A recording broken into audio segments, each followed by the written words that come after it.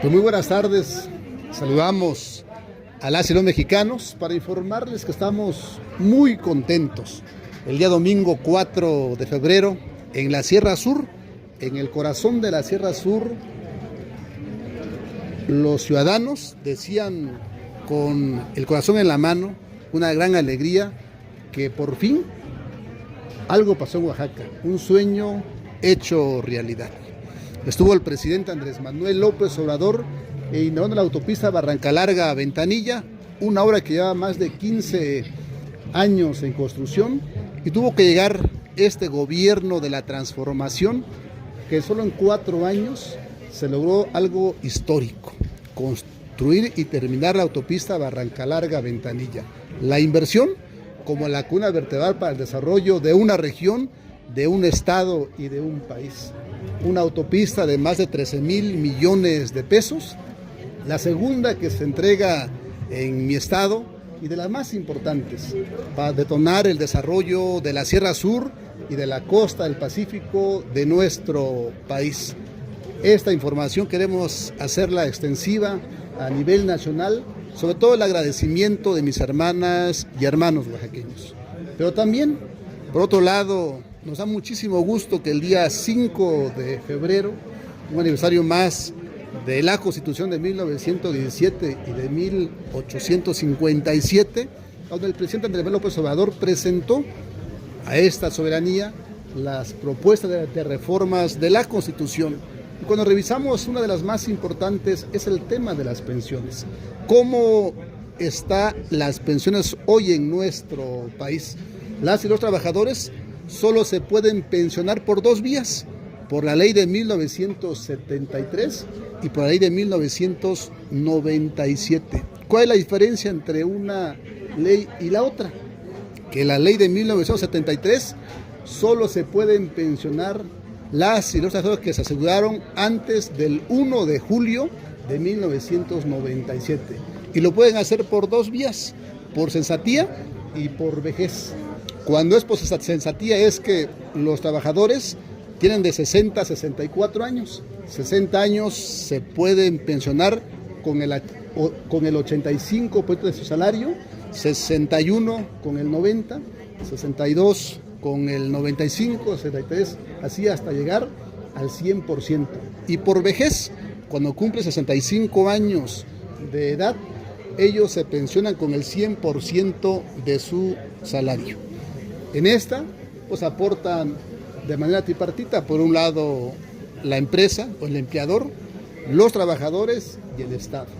Hubo una reforma en el año de 1997 y esto cambió. Solo se pueden pensionar por 3 aspectos. Por un lado, la pensión normal, que es por el fondo de los ahorros, las afores, que tengan las y los trabajadores, y que estos solo pueden recibir de lo que ahorren durante las semanas. En la ley del 73 se puede pensionar a partir de las 500 semanas cotizadas. En la ley del 97 a partir de las 825 semanas cotizadas. Hubo una reforma y que va a llegar hasta las 1000 semanas. Aquí lo más importante es que en esta ley del 97 hay una pensión mínima garantizada que tiene que aportar el Estado. ¿Y cuál es lo novedoso de esta reforma?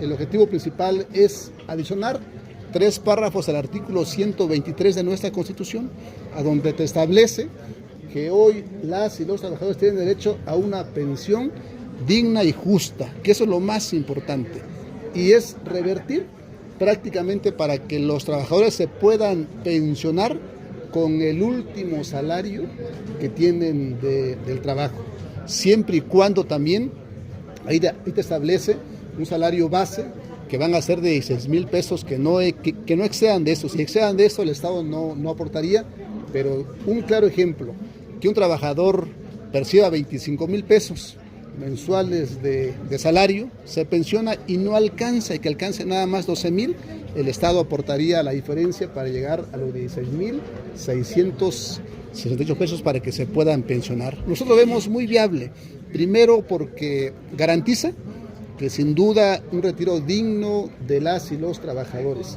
Por otro lado, establecen unos transitorios de cómo se va a armar esto. Se va a sacar un fondo de pensiones para el bienestar, que de entrada inicial van a ser 64,000 millones de pesos.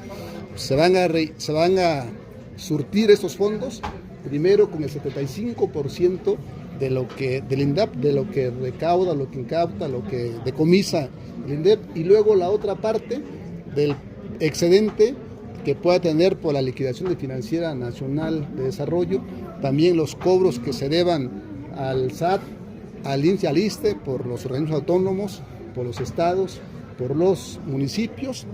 También de manera muy importante es que de la institución de los fideicomisos, por una parte que son casi de 1.300 millones de pesos, que servían para darle mantenimiento a las casas de ministros, magistrados, también serían para este fondo. Y de manera adicional, establece el transitorio que también se pueden generar otras aportaciones de manera muy importante, y tal vez la extinción de organismos autónomos, descentralizados, que nosotros creemos muy viable. Aquí lo más importante es buscar la viabilidad. Hoy se da publicidad a este dictamen, a esta iniciativa, y tendremos que analizar una mesa de trabajo, de análisis, de participaciones, que creemos que lo más importante, creo que los trabajadores es necesario que esta Cámara de Diputados apruebe la iniciativa. Es una iniciativa muy noble, que significa justicia, que significa darle a las y los trabajadores mayor oportunidad y sobre todo un retiro digno que merecen las y los mexicanos. Diputado, pareciera que la 4T va a destruir para construir, y por ejemplo, el fondo del Instituto Nacional para devolver al pueblo lo robado, pues que tiene tantísimo dinero para que de ahí se esté sacando recursos cada año. Bueno, pues si nosotros revisamos de todas las propuestas que traen, son varias, de manera muy generalizada también. Dice, bueno, eso es para crear un fondo de los 64,000 millones de pesos. Pues tenemos que analizar a corto, mediano y largo plazo la viabilidad.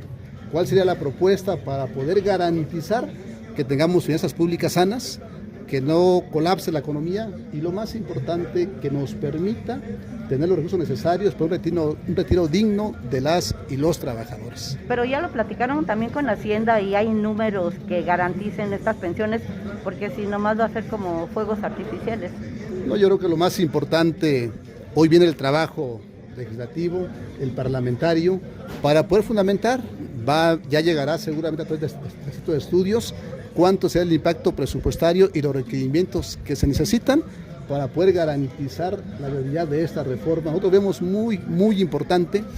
También es importante analizar el año 2023, cuando revisamos el monto de recaudación del ejercicio 2023, fueron de 14.2% en relación al PIB. Cuando nosotros revisamos los países de la OCDE, somos de los más bajos. Hay algunos que recaudan el 22, el 24, el 26. Si incrementaríamos nada más 3 puntos del PIB, estamos hablando de casi 1 billón, que sería muy importante, recursos muy frescos, sin incrementar impuestos, simplemente hacerlo más eficiente en el tema recaudatorio.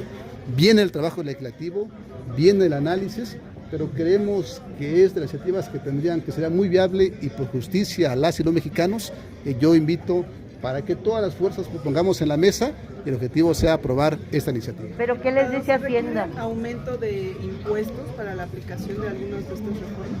No, yo creo que en esta parte del país lo que necesitamos hacer es más eficiente la recaudación. Nosotros revisamos una iniciativa que viene para poder precisamente cortarle el paso a los de alusión y evasores fiscales. Sea muy importante. Dentro de las iniciativas viene el tema de las factureras, tenemos que analizarlo, pero creemos que no se requieren nuevos impuestos. Sí revisar efectivamente cómo hacerlo más eficiente la recaudación, que creemos que México es de los países que poco recaudan. Siempre siendo con más eficiente, subiríamos 5 puntos de recaudación en torno al PIB. ¿Y no van a... ¿Tendría que hacer esta recaudación más específica? No, yo creo que ser lo más eficiente significa que el trabajo de la parte del SAT que le corresponde, creo que es muy importante en el tema de la revisión, en el tema de la fiscalización, en el tema de las auditorías, simplemente verificar el cumplimiento de las obligaciones de las y los mexicanos. ¿Pero hay algún proyecto, algún plan para reducirle el presupuesto, por ejemplo, lo que se le paga al IPAC por intereses, lo que se destina al Tren Maya, o incluso a la misma refinería, Dos Bocas. Bueno, el tema de las refinerías, no olvidemos que esos son recursos presupuestales que se van a extinguir ya como van avanzando. Creemos que nada más en el 24 tendrán recursos presupuestales. En el caso del IPAP, pues son obligaciones que tiene el Estado mexicano. Y el Estado mexicano en su momento pues suscribió ciertas obligaciones y que hoy se están cumpliendo, y México cumpliendo los compromisos en este gobierno de la transformación, y hoy es el reflejo del cumplimiento que tenemos finanzas públicas sanas y una economía estable. O sea que no. No, yo creo que es una parte trascendental. Estos son cosas muy diferentes. Hoy lo importante es analizar la viabilidad y lograr, creemos que las finanzas públicas de nuestro país, como va el crecimiento, tenemos recursos necesarios y suficientes para hacer viable esta propuesta de iniciativa. ¿Cómo por cuántos años?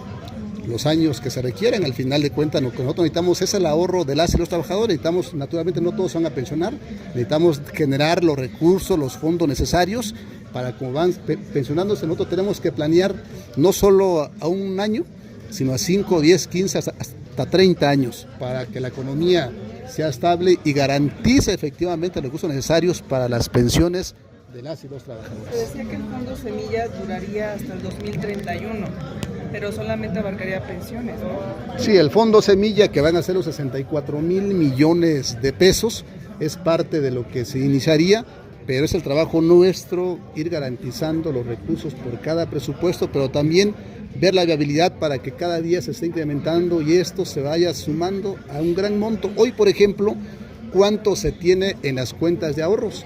Más de 6 billones de pesos están hoy en las Afores, que son prácticamente el recurso de los ahorros de los trabajadores y de los empleadores.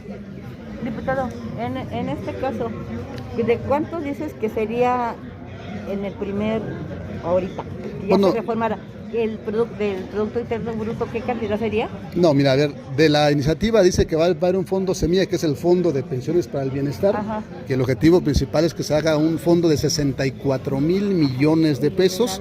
Los órganos. No.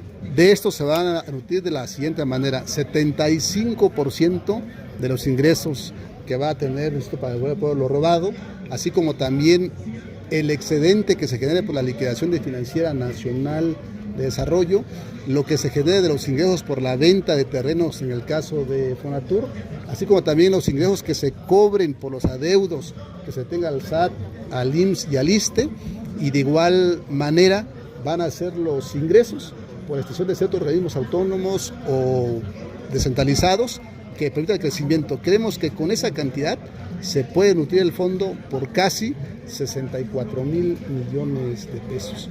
Ya le corresponde, por supuesto, al siguiente ejercicio ir revisando los mecanismos para el incremento de estos fondos, pero también es muy importante que con esta iniciativa creemos que es trascendental la formalidad de las y los trabajadores, que los empleadores los den de alta con salario real. Eso va a permitir capitalizar más este fondo de pensiones para el bienestar. ¿Le van a dejar un paquetazo al próximo presidente o presidenta? Yo creo que es parte del Estado mexicano, que es obligación de México garantizar una pensión digna a sus trabajadores. Gracias. Muchas gracias.